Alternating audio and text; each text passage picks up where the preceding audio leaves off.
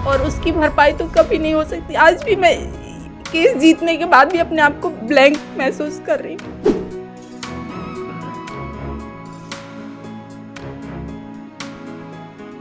तो मैंने बोला और बेटियां तो हैं, मैं और बेटियों के लिए लड़ूंगी और ऐसे दरिंदों को जब छोड़ दिया जाएगा तो हमारे देश में अपराध बढ़ता रहेगा। भिलाई के श्रृंखला हत्याकांड में आज एक बड़ा फैसला आया है। 4 साल पहले एक बेटी की हत्या हुई और हत्या ऐसी कि एक नाबालिग ने की।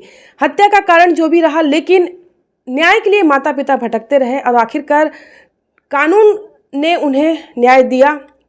आरोपी को 20 साल की सजा हुई है। सजा और बढ़ सकती थी, लेकिन कारण सिर्फ यह था कि वो उस वक्त नाबालिग था।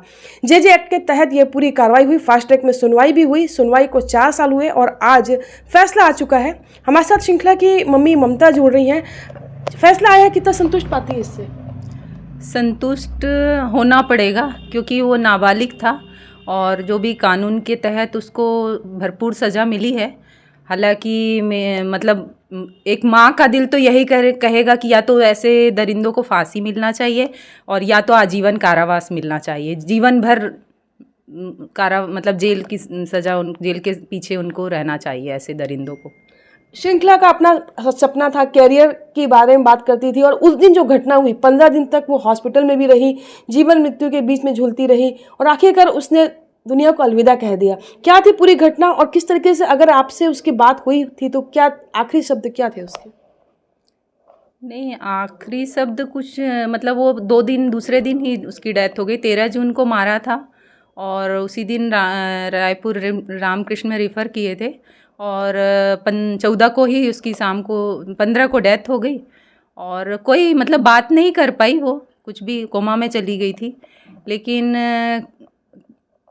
कैरियर को लेके वो काफ़ी जुझारू थी, मेहनती थी और ज़रूर वो रहती तो कुछ अच्छा ही एक मतलब नाम करती, अपना भी नाम करती और हमारा भी। और वो रनिंग वगैरह करती थी, मैराथन दौड़ती थी, तो काफ़ी टैलेंटेड थी और मैंने बहुत कुछ खोया है और उसकी भरपाई तो कभी नहीं हो सकती। आज भी मैं केस जीतने के बाद भी अपने आप को ब्लैंक महसूस कर रही हूँ।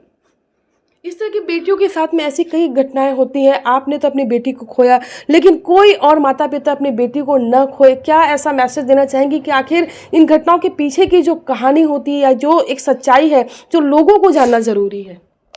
सबसे पहले तो मैं जब ये केस लड़ रही थी, एक छोटी सी बात बताती हूँ। केस लड़ने के लिए जब मैं एक दिन कोर्ट से वापस आई घर के पास, मुझे एक महिला मिली। तो फर्स्ट टाइम मुझे मतलब मेरे ख्याल में केस स्टार्ट होने में भी 1 साल लग गया था और मैंने उनको बोला कि मैं अभी कोर्ट से आ रही हूँ, कुछ वो बोल रही थी। तो तुम केस लड़ोगी? तो मैंने बोला क्यों? नहीं, आप केस लड़ेंगे? तो मैं बोली हाँ, क्यों, क्या हो गया? मतलब मुझे आश्चर्यजनक ये सवाल लगा। तो बोले नहीं, अब जब अपनी बच्ची वापस नहीं मिलनी है तो क्यों केस लड़ेंगे? तो मैंने बोला और बेटियां तो हैं, मैं और बेटियों के लिए लड़ूंगी और ऐसे दरिंदों को जब छोड़ दिया जाएगा तो हमारे देश में अपराध बढ़ता रहेगा। और मैं वो शब्द मुझे आज भी चीरते कि इतने स्वार्थी हम कैसे हो सकते हैं। हमारे देश में और बेटियां हैं और जिस तरह से ये हत्या हुई है उसको मतलब वो एकदम सोच नहीं सकता इंसान। जो बच्चा ट्यूशन जा रहा है, अपने रास्ते रोज जा रहा है, उसको रोक के ज़बरदस्ती मार दिया जाए, उसका कोई अपराध नहीं है। अधिकतर अपने यहाँ देश में तो बस बेटियों का वो कैरेक्टर खंगाला जाता है, उसके साथ भी हुआ। और आज भी मैं कभी कभी फेस करती हूँ इन सब चीज़ों को। तो मैं बोलती हूँ हमेशा बेटियों को गलत ही मत समझिए।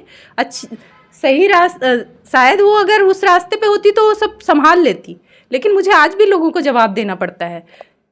श्रृंखला को न्याय दिलाने के लिए आप लोगों ने काफ़ी कैंपेन भी चलाया। शहर वालों ने कैसा साथ दिया इसमें? नहीं, भिलाई का तो भरपूर सहयोग था और घटना भी ऐसी थी कि हर एक व्यक्ति आज तक अपडेट पूछता था मुझसे कि क्या चल रहा है, कोर्ट केस में क्या चल रहा है, अभी कहाँ तक पहुँचा, क्यों नहीं न्याय मिल रहा। मतलब काफ़ी सवाल करते थे। लेकिन मैंने भी जब वो एक एक चीज़ जाके हर दिन बैठ के मैंने मेरे ख्याल में कोई पेशीएम मैंने कोई कोर्ट की डेट नहीं छोड़ी होगी। मैं कभी कभी तो बाहर रहती थी और मैं तुरंत कितना भी नुकसान हो जाए तत्काल मैं टिकट लेके और मैं कोर्ट में हाजिर होती थी, भले मुझे उस दिन ना कुछ कार्रवाई और लौट के वापस आना पड़े। तो बहुत कुछ देख के समझ में आया कि क्यों ये सब चीज़ें डिले होती हैं। हर चीज़ नहीं बताई जा सकती, ये भी है। बिल्कुल बेटी तो वापस नहीं आ सकती, लेकिन बेटी के लिए जो माता पिता ने एक न्याय की लड़ाई लड़ी है वो शायद हर कोई माता पिता नहीं लड़ सकता। पर ममता जी की जो साहस और हम एक हौसले की बात कहते हैं कि अगर कहीं भी गलत हो रहा तो आवाज़ ज़रूर उठाइए, फिर आप नफ़े नुकसान की बात मत सोचिए। इनका तो जो खोना था उन्होंने खोया अपनी बेटी को, लेकिन दूसरों की बेटी के साथ ऐसा कुछ ना हो, इसलिए उन्होंने एक ऐसा न्याय की लड़ाई लड़ी ताकि जो सज़ा मिले वो समाज में एक उदाहरण पेश करे कि अगर आप किसी के साथ गलत करेंगे तो आपको भी छोड़ा नहीं जाएगा। ये अपर सत्र न्यायाधीश फास्ट ट्रैक कोर्ट बालक न्यायालय दुर्ग का आज फैसला आया है, जो 2019 में श्रृंखला यादव नामक एक लड़की थी जिसकी हत्या आरोपी के द्वारा कर दिया गया था। तब उस समय वो एक नाबालिग के तौर पे उसके द्वारा ये हत्या किया गया था, लेकिन माननीय न्यायालय के द्वारा आज सभी पक्षों को सुन करके और बहुत ही एक न्याय हित में एक फैसला दिया गया जिसमें उसको 20 वर्ष का सश्रम कारावास की सज़ा सुनाई गई।